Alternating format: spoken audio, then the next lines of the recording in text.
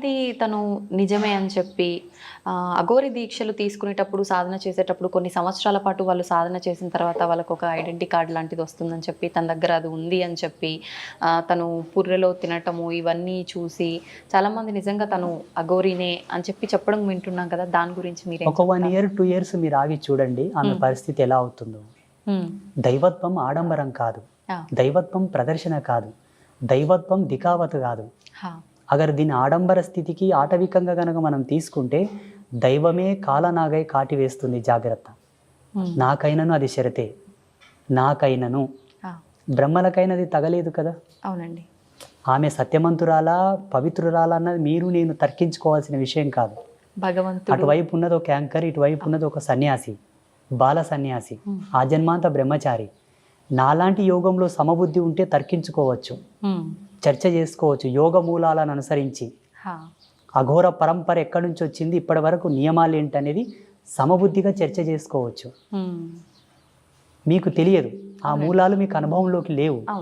అయితే నేనేమంటున్నానంటే సత్యమైన అఘోరీలు సావు సమృత ఉన్న పొలిమేరకు రారు.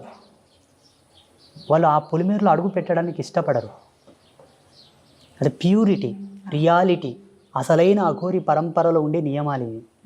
ఇక కపాలంలో తినడం అంటారా, వాళ్ళకు వాస్తవంగా కపాల మోక్షం జరగవలే.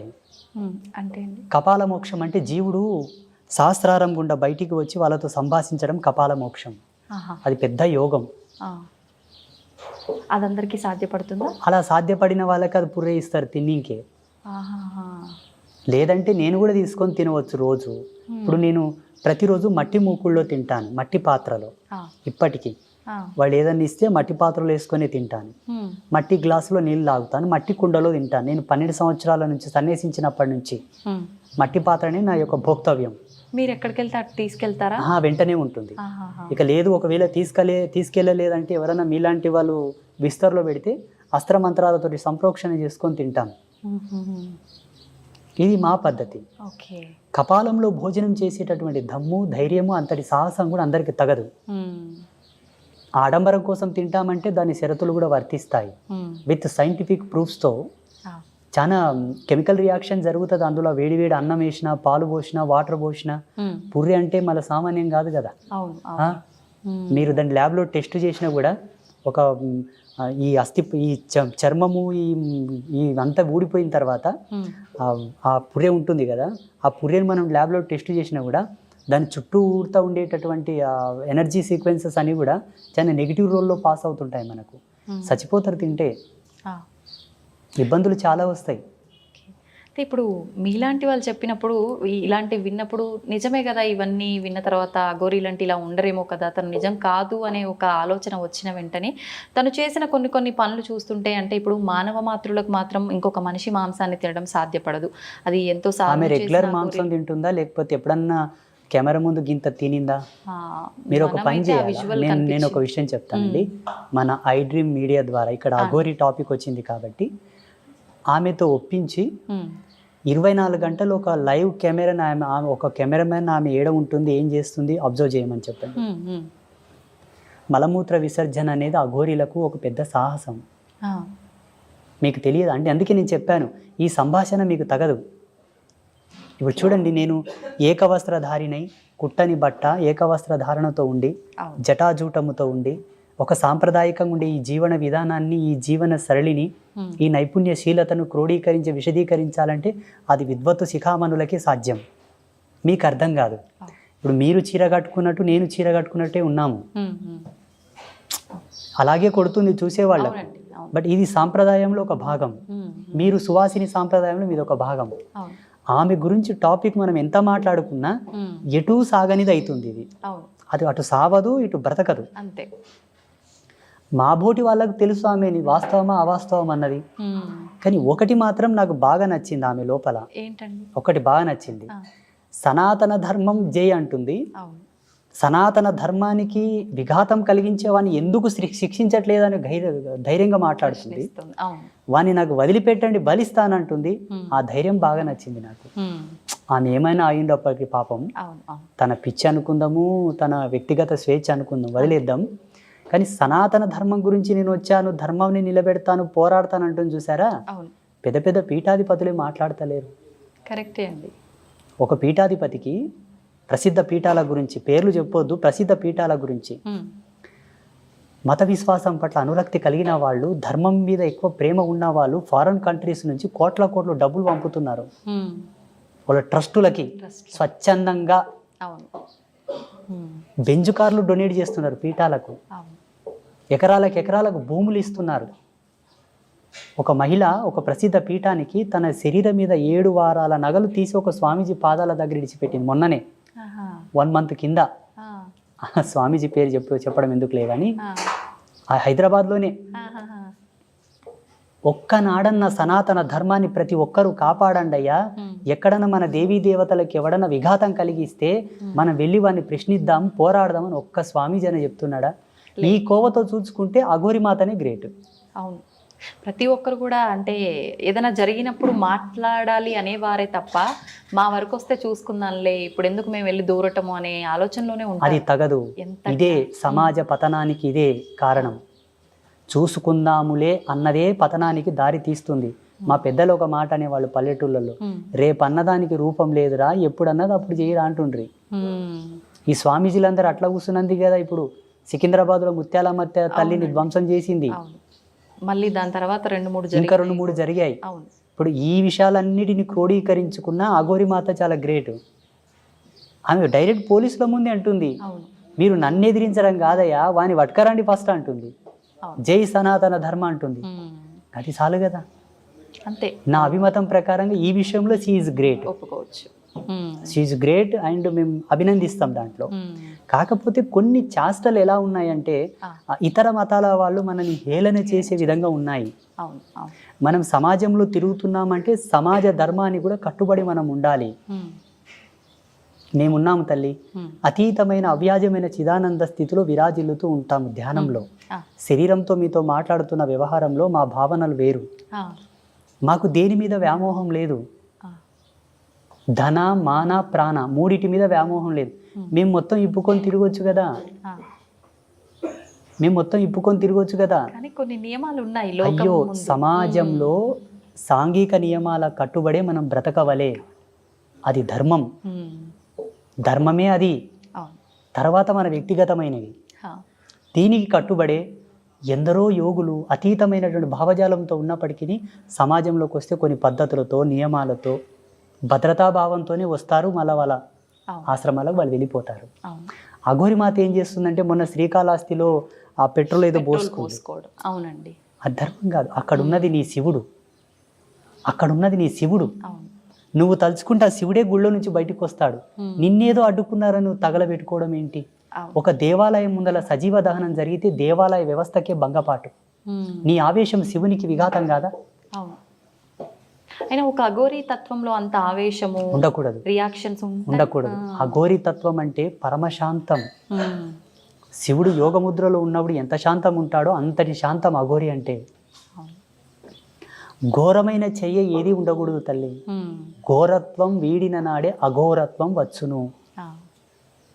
ఘోరమైన చేష్టలు ఏవీ ఉండకూడదు. ఆహార విచారాదుల్లో కూడా ఉండకూడదు. విచారంలో ఉండకూడదు, విహారంలో ఉండకూడదు, ఆహారంలో కూడా ఘోరత్వం ఉండకూడదు. అఘోరి సాంప్రదాయంలో మాంసం తినే కాన్సెప్ట్ వేరు, ఆ థియరీ వేరు. అది సాంప్రదాయకంగా గురువులు వాళ్ళకి పెట్టే పరీక్ష. దాన్నే తినుకుంటూ పోతే సస్తారు. ఓకే, అంటే అంత సాధనలు చేసినా వాళ్ళకు కూడా సరిపడదు. ఒక ఫార్ములా ప్రకారంగానే అది సరిపడదు. ఓకే, అయితే స్వామీజీ మన హిందూ ధర్మం విషయానికి వస్తే భగవంతుడు ఒక్కటే అంటాము, కానీ కొన్ని కోట్ల దేవతల రూపాలలో భగవంతుల్ని ఆరాధిస్తూ ఉంటాము. అయితే మనకు బ్రహ్మ విష్ణు మహేశ్వరులను సృష్టించింది కూడా ఆదిపరాశక్తి అమ్మవారే శక్తి అని అంటుంటారు కదా. మరి ఇంతమందిని ఆరాధించి పూజించే బదులు ఆ శక్తిని ఒక్కదాన్ని పట్టుకొని అమ్మ నువ్వే అని వేడుకుంటే సరిపోదంటారా? ఇక్కడ మత భేదం ఉంది, సాంప్రదాయ భేదం ఉన్నది. ఇందులో కొంత పురుష ఆధిపత్యం ఆధిక్యం కూడా ఉన్నది. పురుషుడి యొక్క ఆధిపత్యం చేతనే అమ్మవారి యొక్క పూజలకు వన్నె తగ్గింది. ఇప్పుడు చూడండి, ప్రసిద్ధ శక్తిపీఠాలకు అంత వైభవం లేదు. శక్తిపీఠాల్లో 18 శక్తిపీఠాలను కనుక మీరు సందర్శిస్తే దేవాలయాలు చిన్నగా ఉంటాయి. పేరుకు శక్తిపీఠాలు. అవును అవును. అవి ఎప్పుడో రాజులు కట్టింటారు ఆ గుడిని, అది అలాగే ఉంటుంది. మిగతా దేవతల యొక్క దేవాలయాలు, విష్ణు దేవాలయాలు, శివ దేవాలయాలేమో పెద్దగా ఆకాశం అంత శిఖరములు పెట్టి బంగారు తొడుగులు పెట్టింటారు. అవునండి. కానీ అమ్మవారి దేవాలయాలను మాత్రం ఎవరు పట్టించుకోరు. దీంట్లో కొంత ఎక్కడనో దాల్ మే కుచ్ కాలా హే, दाल में कुछ काला है पर कौन पकड़ेगा कब इसको बाहर निकलेगा वो भगवान जाने. కానీ ఏదో సంథింగ్ ఉంది ఇందులో. నేను కొన్నిసార్లు చాలా శోధించాను. నేను మొన్న గఢకాళిక మందిరం వెళ్ళాను, ఉజ్జయిని మహాకాళి. అక్కడ ఉండేటటువంటి మహాకాళేశ్వర దేవాలయాన్ని, శక్తిపీఠాన్ని చూస్తే చాలా ఫరక్ ఉంది, డిఫరెంట్ చాలా ఉంది. అమ్మవారి దేవాలయం చిన్నగా ఉన్నది, అక్కడ పూజలు సరిగ్గా లేవు, వెలవెలబోతుంది. స్వామివారి దేవాలయంలోనేమో 2 రోజుల క్యూ లైన్ ఉంది. ఎందుకంటారు ఇలా? కొందరు కావాలని, ప్రవచనకర్తల మహిమ, ఇంకోటి సాంప్రదాయికమైన భేదాలు. శివుని భక్తులు శివుని హైలైట్ చేయడం, విష్ణు భక్తులు విష్ణువుని హైలైట్ చేయడం. అసలు ఆది అనంతము జగదంబనే. మీరు లలితాదేవి యొక్క చిత్రపటమును గనక చూస్తే, లలితాదేవి యొక్క చిత్రపటంలో లలితాదేవి శివుని మీద కూర్చొని ఉంటుంది. జగత్పాలకుడు, జగత్పిత, జగత్కర్త, జగద్భర్త శివుడైనప్పటికీ ఆ శివుని పైన కూడా ఒకరు ఉన్నారు, ఆమెనే లలిత. అలాగే కాళీ యొక్క కాల కింద కూడా శివుడు ఉంటాడు, కాళికాదేవి కింద కూడా శివుడు ఉంటాడు. ఈ కాలాధర్మ సిద్ధాంతానికి అధిపతి మహాకాలుడైతే ఆ కాలుడి మీద కూడా ఒక దేవత ఉంటుంది, అధిష్టాన దేవత, ఆమెయే కాళి. అందుకే కాళీదేవి కాల కింద శివుణ్ణి చూపించాడు ఋషి. నిలబడితే మహాకాళి, కూర్చుంటే లలిత, ఇద్దరు సేమ్. ఆ లలితాదేవి యొక్క చిత్రపటంలో ఉండే దేవతలే దేవతలు, మిగతా వాళ్ళందరూ వాళ్ళ యొక్క అంశాలు. అందులో 9 మంది ఉంటారు, వాళ్ళే నవబ్రహ్మలు, వాళ్ళే ప్రధానమైన దేవతలు. కొన్ని కోటాను కోట్ల అనంత కోట్ల యుగములను ఎంతవరకు దేవజ్ఞానం వెళ్తుందో, మనుష్య జ్ఞానం, ఋషి జ్ఞానం కాదు, దేవత ప్రాజాపత్య జ్ఞానం ఎంత దూరం వెళ్తుందో అంత దూరం నుంచి మనం చూసుకున్నా ఆది అంతము ఈ 9 మందే నవబ్రహ్మలు. ఈ 9 మందికి అధిపతియే లలిత. ఆమె కన్నా ఆది అంతం లేదు, ఇది శివుడే ఒప్పుకున్నాడు. మనం ఎంత? ఇప్పుడు మనం లలిత అమ్మవారిని ఒక్కరిని ఆరాధిస్తే సరిపోతుంది. మీరు లలితాదేవి పటం పెట్టుకుంటే అందులో సర్వదేవతలు వస్తారు. బ్రహ్మ, రుద్ర, శంకర, మధుసూదన, లక్ష్మి, సరస్వతి, గణపతి, కుమారస్వామి, జగదంబ, లలితా పరమేశ్వరి, సదాశివుడు, సమస్త దేవతలందరూ వచ్చినారు. ఇక్కడ మనం జ్ఞానాత్మకంగా ఏం ఆలోచించాలి అంటే, భగవంతుడు నిర్గుణుడు ఏకస్వరూపం అన్నది ఎంత సత్యమో, భగవంతుడు సగుణుడు అన్నది కూడా అంతే సత్యము. నిరాకారుడు అన్నది ఎంత సత్యమో, సాకారుడు అన్నది అంతే సత్యము. భగవంతుడు ఒకడన్నది ఎంత సత్యమో, అనేకులు అన్నది కూడా అంతే సత్యము. ఇందులో ఏమాత్రం భేదం లేదు. ఇది యోగ, ఉపాధి యోగ, ఉపయోగములకు సంబంధించిన జ్ఞాన సంచిక. మానవులకు అర్థం కాదు. జ్ఞానులైన వాళ్ళు ప్రవేశపెట్టింది పూజించుకొని ముక్తిని పొందుటయే మీ యొక్క ధర్మం. తర్కం అవసరం లేదు. స్వామీజీ, ఇప్పుడు భగవంతుణ్ణి పూజించటానికి కూడా మనం కొన్ని మార్గాలు ఉన్నాయంటారు. ఆయన గురించి వినటం కానీ, మాట్లాడడం కానీ, లేదు అంటే మనం ఇంకొకరికి ఆయన గురించి చెప్పడం కానీ, కూర్చొని ఆరాధించడం కానీ. అయితే మనం ఎన్ని చేసినా భగవంతుణ్ణి ఆరాధించాలి అనే ఆలోచన వచ్చి ఆయనకు అంత ప్రత్యేక స్థానం ఇస్తున్నప్పుడు, మనతో పాటు ఉన్న మనుషుల్లో కూడా భగవంతుడు ఉన్నాడు ప్రతి ఒక్కరిలో అని చెప్పి అంటూ ఉంటాం. మనుషుల విషయానికి వస్తే నానా హింసలు పెడుతుంటారు వాళ్ళని, మాటల వల్ల కానీ, చేష్టల వల్ల కానీ. ఇలాంటి పనులన్నీ చేసుకుంటూ భగవంతుని మనం ఏ రకంగా ఆరాధించినా కూడా అసలు భగవంతుడికి నచ్చుతుందంటారా? అది నచ్చదు. భగవంతుడు ఆరంభంలోనే చెప్పాడు మనకు, వ్యక్తి పూజయే వ్యవస్థకు మూలం. మానవుల యొక్క సేవనే మాధవుడు మెచ్చుతాడు, నరుని యొక్క పూజనీయతనే నారాయణుడు మెచ్చుతాడు. ఇది ఆరంభంలోనే ఉన్నది. కానీ అక్కడ మనం గౌరవించదగినటువంటి మానవాళి కూడా అంత శ్రేష్టత్వంతో ఉండవలే. హింసవర్జితులు, సదాచార సంపన్నులు, శీలవంతులు, పాతివ్రత్య ధర్మాన్ని అవలంబింపజేసేటటువంటి మనుష్యందే దైవత్వాన్ని చూడబడుతుంది, ఆరాధించబడుతుంది, వారికి సేవలు చేయబడుతుంది. అంతేగాని రావణ బ్రహ్మ కూడా ఒక మనిషి అనుకుందాము, దేవుడు అనుకుందాం, అసుడు అనుకుందాం, రాముడు గౌరవించవచ్చు కదా. నరకాసురుడు అనుకోండి, జరాసంధుడు అనుకోండి, కంసుడు అనుకోండి, వీళ్ళు కూడా ఆయా సమయమునందు ఆయా కాలధర్మ సిద్ధాంతాన్ని ఆ పీరియడ్స్లో కృష్ణ పరమాత్మతో సమకాలికులు, వాళ్ళని కృష్ణుడు క్షమించవచ్చు కదా, ఎందుకు సంహరించాడు? దానవ విఘాతం సృష్టించు ఎవడైనను ఖండనకు ఆమోదమే, వాని తొలగించవలే సమాజం నుంచి. సదాచార సంపన్నులై భగవత్ తత్పరతతో విరాజిల్లు ఎవరినైనాను మనం ఆదరించాలి, గౌరవించాలి, వాళ్ళకు దాన ధర్మాలు చేయాలి, వాళ్ళని సేవించాలి. ఉదాహరణకి ఒక కంప చెట్టు ఉంటుంది, కంపతారు, అవునండి. ఒక తులసి చెట్టు ఉంటుంది. ఆ, దీన్ని పూజించము, దీన్ని పూజిస్తాము. అవును. కారణం దీని సమూలం సర్వమానవాళికి ఉపయుక్తమైనది, లాభదాయకమైనది, ప్రకృతికి, మనకు, సర్వజీవరాశికి అంతయు కూడా అనేక ఔషధీ గుణాలతో కూడిన వృక్షం కాబట్టి అవును. ఇది యోగ్యం, మనకు అవసరమని దాన్ని పూజిస్తున్నాం. ఇదిను అవసరమే, ఇది అవసరం లేదని కాదు, కానీ అది మానవాళికి అవసరమైనది కాదు, వేరే జీవరాశులకు అవసరం, దాని ధర్మం దానిది, అది మనకు అనవసరం. ఓకే. అది ఇంటి ముందలుంటే దాని ముళ్ళు తొక్కి మనకు చొప్పుకోగలదు కాబట్టి దాన్ని తొలగివేయండి, దానివల్ల మనకు అంత తీసివేయండి, అపాయం ఉంది. అంతే. ఇది సత్యం. మానవుని సేవ గొప్పది, అట్టి మానవుడు కూడా అంత పుణ్యాత్ముడై అంత సత్యశీలుడై ఉండవలే. ఇది పాయింట్. అయితే స్వామిజీ, శివుని విషయానికి వస్తే ఇప్పుడు ఎలాగో కార్తీక మాసం, శివకేశవులు ఇద్దరికి భేదమే లేదంటారు, ఇద్దరిని ఆరాధిస్తుంటారు, కానీ ఇంకా శివభక్తులు ఎక్కువగా ఉంటారు. అయితే శివలింగానికి ఆరాధన అనేది ప్రతి ఒక్కరూ చేయవచ్చా? ఆడవారు కూడా చేయొచ్చా? ఆడవారు శివలింగాన్ని తాకవచ్చా? లేదు అంటే ఇంట్లో మనం శివలింగాన్ని పెట్టి పూజ అభిషేకాలు చేయొచ్చా? చాలా మందిలో సందేహాలు ఉన్నాయి, వాటి గురించి తెలియజేయండి. మహిళలకు స్త్రీలకు ఏ విధమైన భేదం లేదు, ఇద్దరు సమానమే. భేదం ఎక్కడుందంటే ఈయన జన్మను ఇవ్వగలడు, ఆమె దాన్ని స్వీకరించి ఒక జన్మను పునరుత్థానం చేసి ప్రసాదించగలదు. ఇవి రెండే విరోధభావంతో కూడుకున్నటువంటి క్రియలు జీవ నిర్మాణ దశలో. మిగతావన్నీ సమానం. స్త్రీలకు పురుషులకు ఏ ఆంక్షలు లేవు, అందరూ శివలింగ ఆరాధన చేయవచ్చును, అందరూ శివదీక్షను పూనవచ్చును. ఆడవారు కూడా నిర్భయంగా, సర్వస్వతంత్రంగా, ప్రామాణికతను అనుసరించి.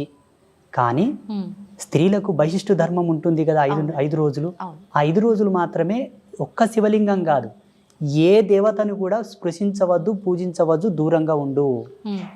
దీంట్లో వైజ్ఞానికమైన దృక్పథం ఉంది. మళ్ళా శాస్త్రీయత పక్కన పెడదాం, ఆధ్యాత్మికత పక్కన పెడదాం.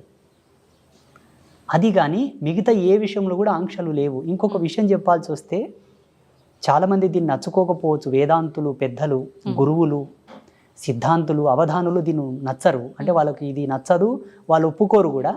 నా అనుభవం ప్రకారంగా, జగదంబ నాకు ఇచ్చిన జ్ఞానం ప్రకారంగా, మహిళలు కూడా యజ్ఞోపవీతం వేసుకోవచ్చు. అవునా? జగదంబకే దశ యజ్ఞోపవీత ధారిణి అని పేరున్నది. అమ్మ ఎవరు?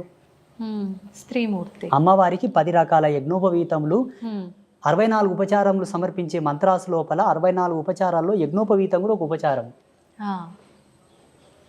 ఇవన్నీ కొందరు కావాలని, కొందరిని దూరం పెట్టడానికి, కొందరిని ధర్మం నుంచి వేరుబాటు చేసి వాళ్ళను అసాంఘికమైన కార్యకలాపాలకు ప్రలోభ పెట్టడానికి, ధర్మం నుంచి దూరం పోవడానికి పెట్టినటువంటి ఆంక్షలు.